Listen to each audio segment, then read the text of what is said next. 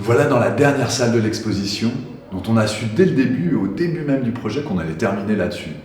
Elle se termine sur la présentation du dernier livre qu'a publié Dubuffet en 1984, quelques mois avant sa mort, un livre qui s'appelle Oriflamme, et c'est un livre qui est composé de sérigraphies, il y a 16 sérigraphies qui font partie des dernières séries picturales de Dubuffet, où on a une énergie folle comme ça dans une main qui crée une forme de gribouillon un peu informe sur le papier, et en même temps une forme de vie débordante là-dedans, mais sans plus de figure, sans plus rien qui est représenté, comme le disait Dubuffet, c'est la pure énergie qui se donne à voir. Et ces sérigraphies sont accompagnées d'un texte intitulé Oriflamme, dont vous avez derrière moi la reproduction au mur que l'on peut lire, et qui est un texte très étonnant.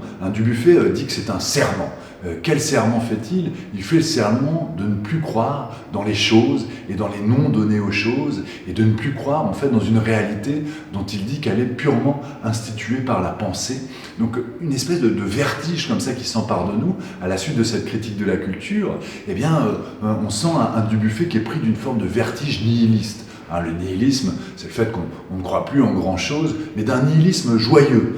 Et là, il y a quelque chose de l'origine philosophique de la pensée de Dubuffet qui se ressource chez Nietzsche, le philosophe Friedrich Nietzsche. Mais voilà, à la fois une dimension joyeuse, à la fois une dimension tragique pour terminer cette exposition.